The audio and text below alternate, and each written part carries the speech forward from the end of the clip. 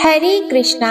जय श्री हरि। ओम नमः शिवाय। मैं हूँ वामिका और आप सभी का हमारे चैनल आध्यात्मिक सागर में बहुत बहुत स्वागत है। आप सभी का दिन शुभ और मंगलमय हो और कान्हा जी आपकी सभी मनोकामनाओं को पूर्ण करें। आज आप सुनेंगे मार्गशीर्ष मास महात्म्य का अध्याय 20। जब भगवान श्री नारायण ने नारद जी से कहा कि हे नारद, यह सारा इतिहास तो तुमने सुन लिया, अब जिसका प्रसंग चल रहा है वह श्री कृष्ण का बाल चरित्र सुनो।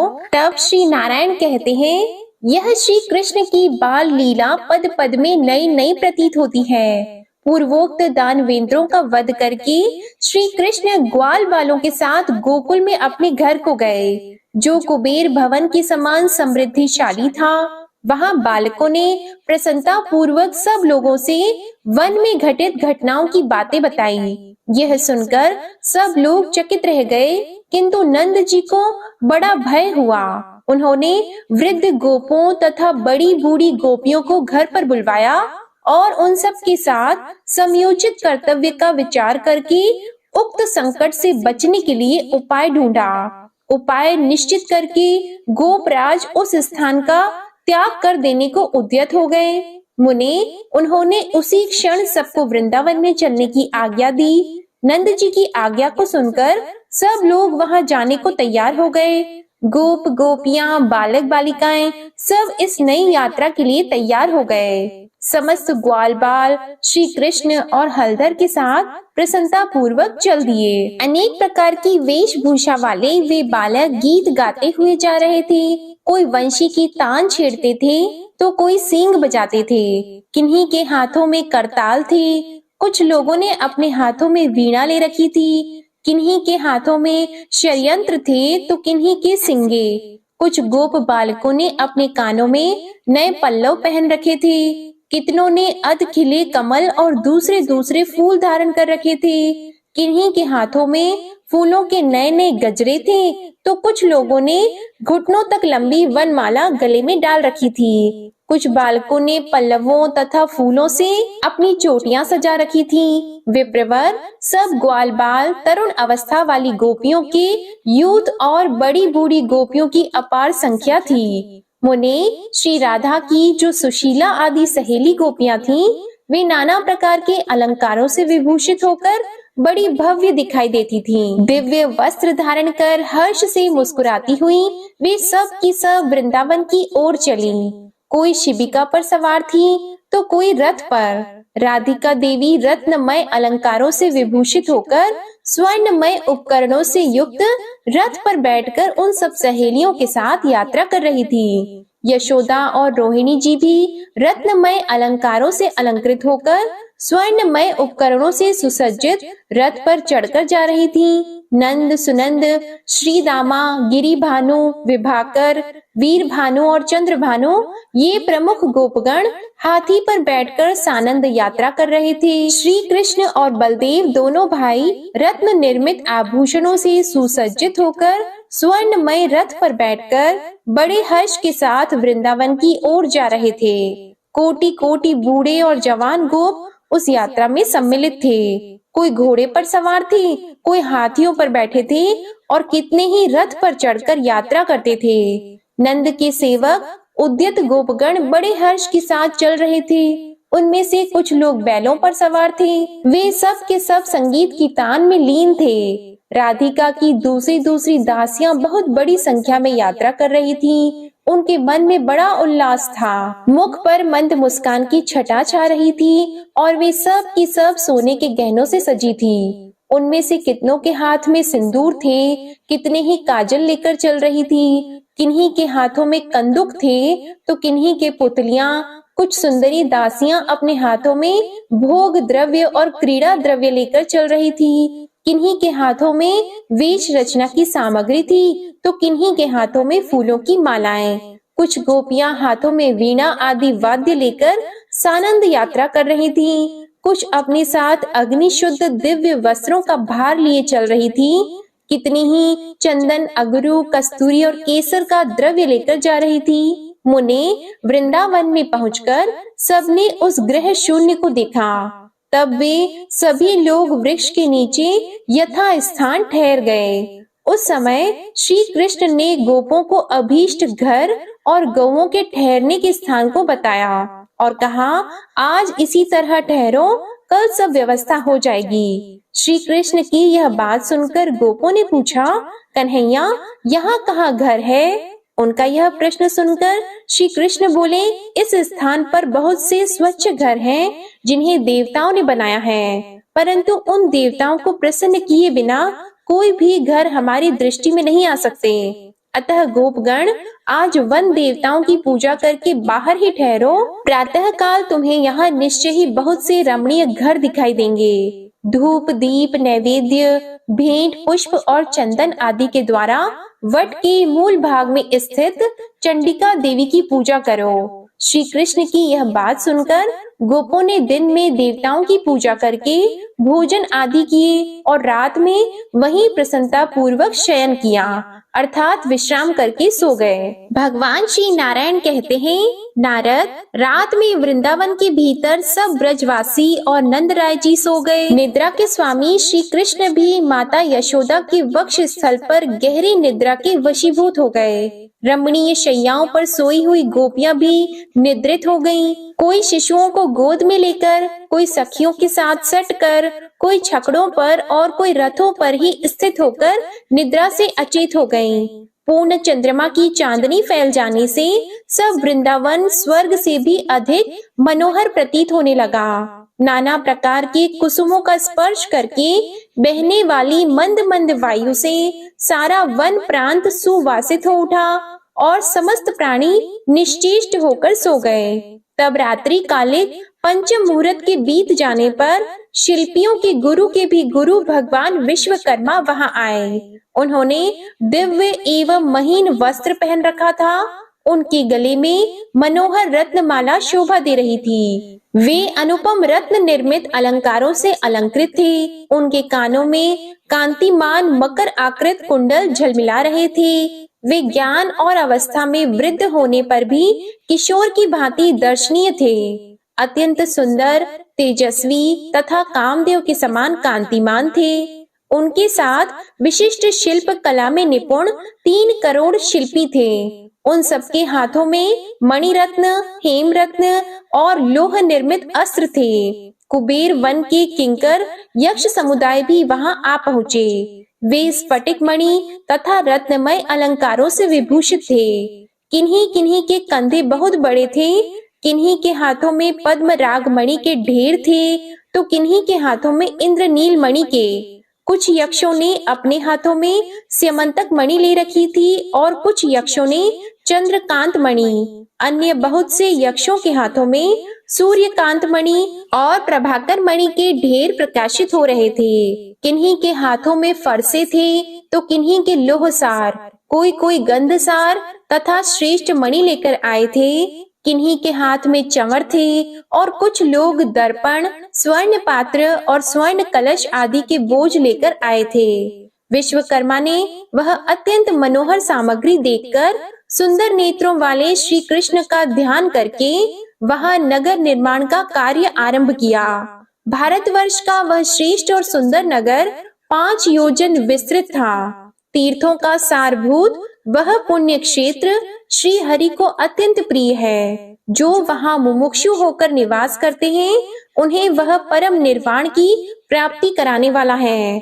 गोलोक में पहुंचने के लिए तो वह सोपान रूप है। सबको मनोवांछित वस्तु प्रदान करने वाला है। वहाँ 4-4 कमरे वाले 4 करोड़ भवन बनाए गए थे, जिससे वह नगर अत्यंत मनोरम प्रतीत हो रहा था। श्रेष्ठ प्रस्तरों से निर्मित वह विशाल नगर किवाड़ों, खम्भों और सोपानों से सुशोभित था। चित्रमय पुतलिकाओं, पुष्पों और कलशों से वहां के भवनों के शिखर भाग अत्यंत प्रकाशमान जान पड़ते थे। पर्वतनीय प्रस्तर, खंडों से निर्मित वेदिकाएं और प्रांगण उस नगर के भवनों की शोभा बढ़ा रहे थे। प्रत्येक घर में यथायोग्य बड़े छोटे 2 दरवाजे थे। हर्ष और उत्साह से भरे हुए देव शिल्पी ने स्फटिक जैसी मणियों से उस नगर के भवनों का निर्माण किया था। उसमें गोपों के लिए यथा स्थान और यथा योग्य निवास स्थान बनाकर विश्वकर्मा ने वृषभानु गोप के लिए पुनः रमणीय भवन का निर्माण आरंभ किया। उसके चारों ओर परकोटे और खाइयां बनी थी। चारों दिशाओं में 4 दरवाजे थे। 4-4 कमरों से युक्त 20 भव्य भवन बनाए गए थे। उस संपूर्ण भवन का निर्माण महामूल्य मणियों से किया गया था। वहां का प्रत्येक सुरम्य मंदिर सोने के कलशों से दैदीप्यमान था। उस आश्रम के एक अत्यंत मनोहर निर्जन प्रदेश में, जो मनोहर चंपा वृक्षों के उद्यान के भीतर था, पति सहित कलावती के उपभोग के लिए विश्वकर्मा ने कौतूहलवश एक ऐसी अट्टालिका बनाई थी जिसका निर्माण विशिष्ट श्रेणी की श्रेष्ठ मणियों के द्वारा हुआ था। उसमें इंद्रनील मणि के बने हुए 9 सोपान थे। नारद जी ने पूछा, भगवान, मनोहर रूप वाली कलावती कौन थी और किसकी पत्नी थी, जिसके लिए देव शिल्पी ने यत्न पूर्वक सुरम्य घर का निर्माण किया? भगवान नारायण ने कहा, सुंदरी कलावती कमला के अंश से प्रकट हुई पितरों की मानसी कन्या है और वृषभानु की पतिव्रता पत्नी है। उसी की पुत्री राधा हुई, जो श्री कृष्ण को प्राणों से भी बढ़कर प्रिय है। वे श्री कृष्ण के आधे अंश से प्रकट हुई हैं, इसलिए उन्हीं के समान तेजस्विनी है। उनके चरण कमलों की रज के स्पर्श से वसुंधरा पवित्र हो गई है। सभी संत महात्मा सदा ही श्री राधा के प्रति अविचल भक्ति की कामना करते हैं। नारद जी ने पूछा, मुनि, ब्रज में रहने वाले एक मानव ने कैसे, किस पुण्य से और किस प्रकार पितरों की परम दुर्लभ मानसी कन्या को पत्नी रूप में प्राप्त किया? ब्रज के महान अधिपति वृषभानु पूर्व जन्म में कौन थे, किसके पुत्र थे और किस तपस्या से राधा उनकी कन्या हुई? सूत जी कहते हैं, नारद जी की यह बात सुनकर ज्ञान शिरोमणि महर्षि नारायण हंसे और प्रसन्नता पूर्वक उस प्राचीन इतिहास को बताने लगे। भगवान नारायण बोले, नारद, पूर्व काल में पितरों के मानस से 3 कन्याएं प्रकट हुई, कलावती, रत्नमाला और मेनका। ये तीनों ही अत्यंत दुर्लभ थीं। इनमें से रत्नमाला ने कामना पूर्वक राजा जनक को पति रूप में वरण किया और मेनका ने श्री हरि के अंशभूत गिरिराज हिमालय को अपना पति बनाया। रत्नमाला की पुत्री अयोनिजा सती सत्यपरायणा सीता हुई, जो साक्षात लक्ष्मी तथा श्री राम की पत्नी थी। मेनका की पुत्री पार्वती हुई, जो पूर्व जन्म में सती नाम से प्रसिद्ध थी। वे भी अयोनिजा ही कही गई हैं। पार्वती श्री हरि की सनातनी माया है।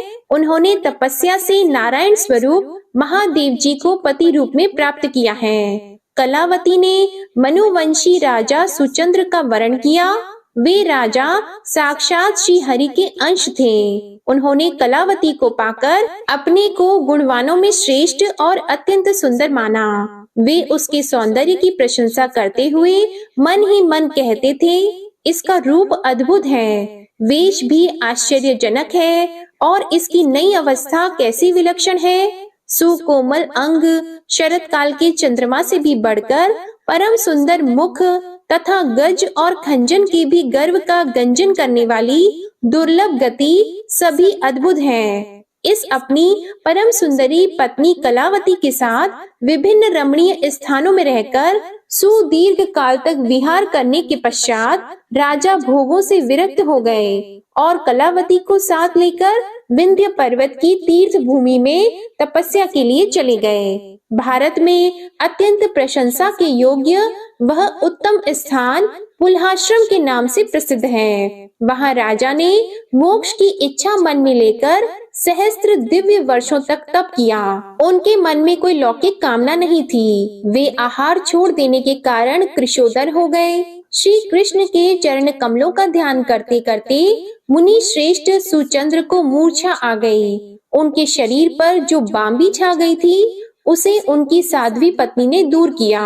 पति को निश्चेष्ट, प्राण शून्य, मांस और रक्त से रहित तथा अस्थि चर्म वशिष्ठ मात्र देखकर उस निर्जन वन में कलावती शोकातुर होकर उच्च स्वर से रोने लगी। मूर्छित पति को वक्ष स्थल से लगाकर वह महादीना पतिव्रता हे नाथ हा नाथ का उच्चारण करती हुई विलाप करने लगी। राजा आहार छोड़ देने के कारण सूख गए थे। उनके शरीर की नस नाड़ियां दिखाई देती हैं। यह देखकर और कलावती का विलाप सुनकर कृपा निधान कमल जन्मा जगत सृष्टा ब्रह्मा जी कृपा पूर्वक वहां प्रकट हो गए। उन्होंने तुरंत ही राजा के शरीर को अपनी गोद में लेकर कमंडलू के जल से सींचा। फिर ब्रह्मज्ञ ब्रह्मा ने ब्रह्म ज्ञान के द्वारा उसमें जीव का संचार किया। इससे चेतना को प्राप्त नृपवर सुचंद्र ने अपने सामने प्रजापति को देखकर प्रणाम किया।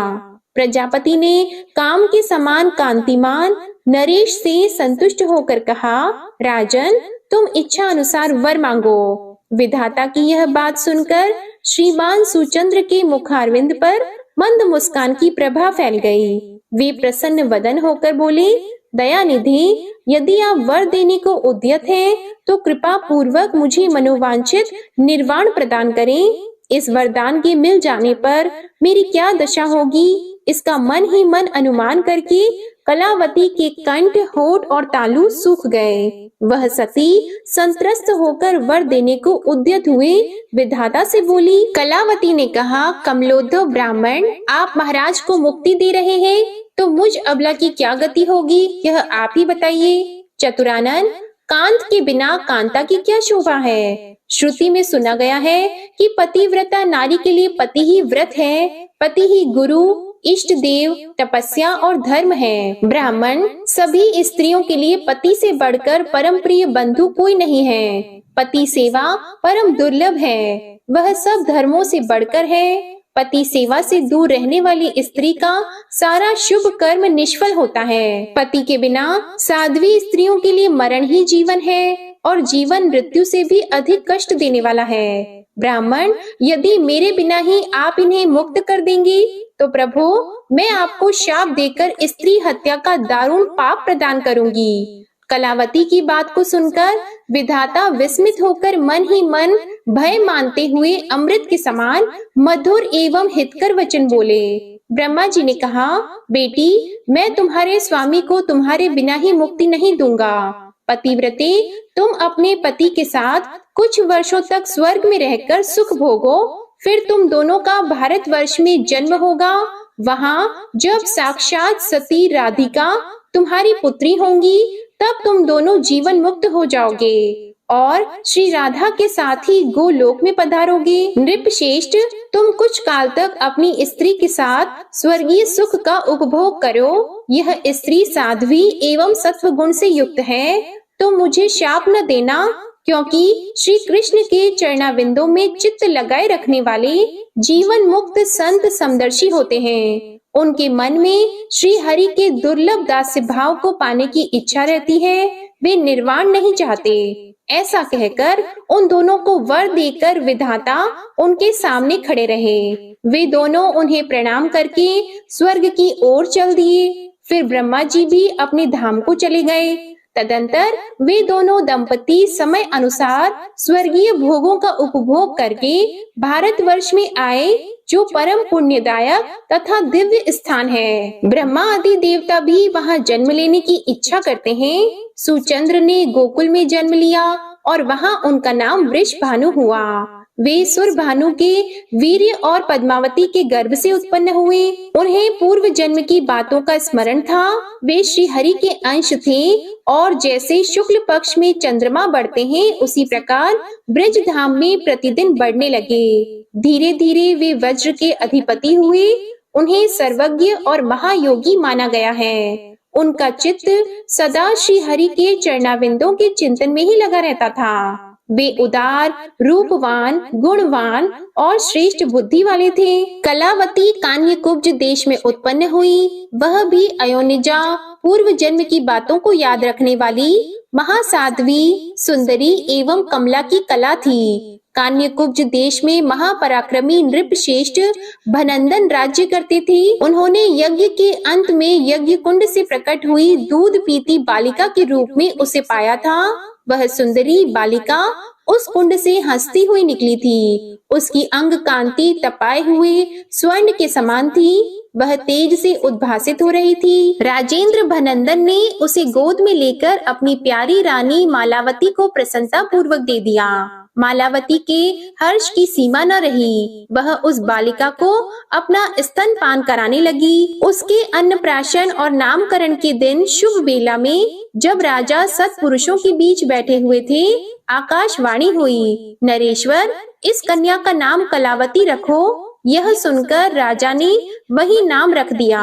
उन्होंने ब्राह्मणों, याचकों और बंदीजनों को प्रचुर धन दान किया, सबको भोजन कराया और बड़ा भारी उत्सव मनाया। समय अनुसार उस रूपवती कन्या ने युवावस्था में प्रवेश किया। 16 वर्ष की अवस्था में वह अत्यंत सुंदरी दिखाई देने लगी। वह राजकन्या मुनियों के मन को भी मोह लेने में समर्थ थी। मनोहर चंपा के समान उसकी अंग कांति थी तथा मुख शरद काल के पूर्ण चंद्र की भांति परम मनोहर था। एक दिन गजराज की सी मंद गति से चलने वाली राजकुमारी राजमार्ग से कहीं जा रही थी। नंद जी ने उसे मार्ग में देखा।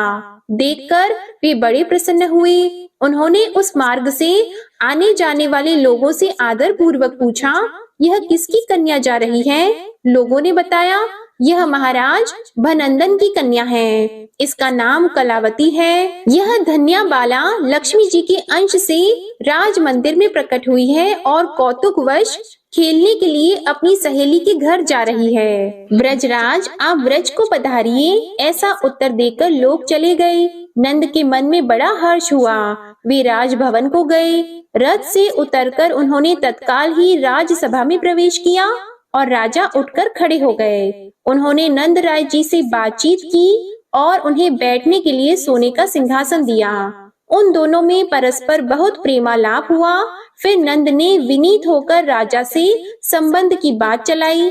नंद जी ने कहा, राजेंद्र सुनिए, मैं एक शुभ एवं विशेष बात कह रहा हूँ। आप इस समय अपनी कन्या का संबंध एक विशिष्ट पुरुष के साथ स्थापित कीजिए। ब्रज में सुरभानु के पुत्र श्रीमान वृषभानु निवास करते हैं, जो ब्रज के राजा हैं। वे भगवान नारायण के अंश से उत्पन्न हुए हैं और उत्तम गुणों के भंडार, सुंदर, सुविद्वान, सुस्थिर यौवन से युक्त, योगी, पूर्व जन्म की बातों को स्मरण करने वाले और नव युवक हैं। आपकी कन्या भी यज्ञ कुंड से उत्पन्न हुई है, अतः अयोनिजा है। त्रिभुवन मोहिनी कन्या कलावती भगवती कमला की अंश है और स्वभावतः शांत जान पड़ती है। वृषभानु आपकी पुत्री के योग्य हैं तथा आपकी पुत्री भी उन्हीं के योग्य हैं। मुनि, राजसभा में ऐसा कहकर नंद जी चुप हो गए। तब नृपश्रेष्ठ भनंदन ने विनय से नम्र होकर उन्हें इस प्रकार उत्तर दिया। इसके बाद जो कुछ भी भनंदन ने नंद जी से कहा, इसका वृतांत आप अगले अध्याय में सुनेंगे। अब आप सुनिए श्री कृष्ण चालीसा पाठ। बंशी शोभित कर मधुर, नील जलद तन श्याम, अरुण अधर जनुबिंब फल, नयन कमल अभिराम, पूर्ण इंद्र अरविंद मुख, पीतांबर शुभ साज, जय मनमोहन मदन छवि, कृष्ण चंद्र महाराज।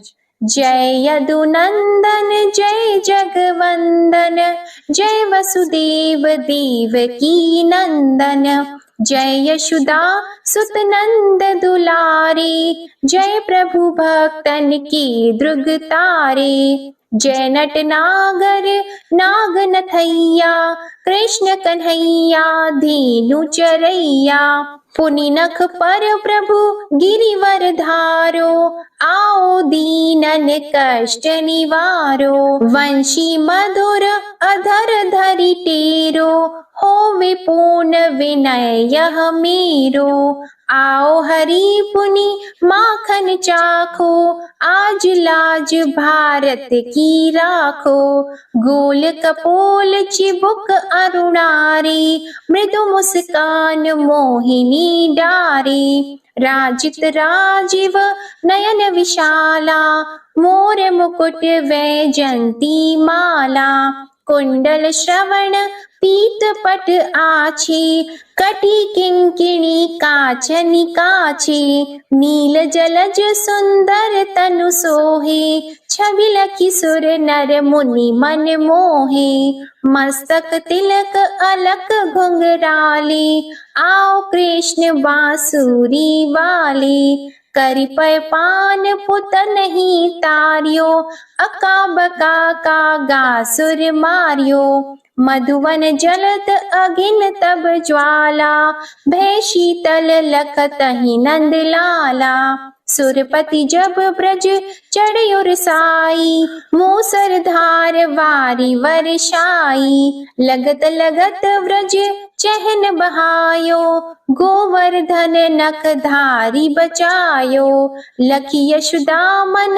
भ्रम अधिकाई, मुख मंद 14 भुवन दिखाई, दुष्ट कंस अति उधम मचायो, कोटि कमल जब फूल मंगायो, नाथी कली यहीं तब तुम लीन है, चरण चिन्ह दे निर्भय कीन है, करि गोपिन संग रास विलासा, सबकी पूर्ण करि अभिलाषा, केतिक महा असुर संहार्यो, कंसहि केस पकड़ी दे मारियो, मात पिता की बंदी छुड़ाई, उग्रसेन कह राज दिलाई, महिषी मृतक छहो सुत लायो, मातु देव की शोक मिटायो, भौमासुर मुर दैत्य सहारी, लाए 68 सहस कुमारी,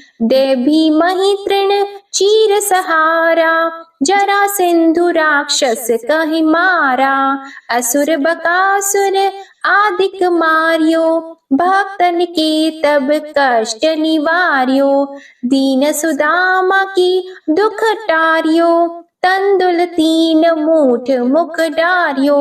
श्री कृष्ण चालीसा समाप्त होती है।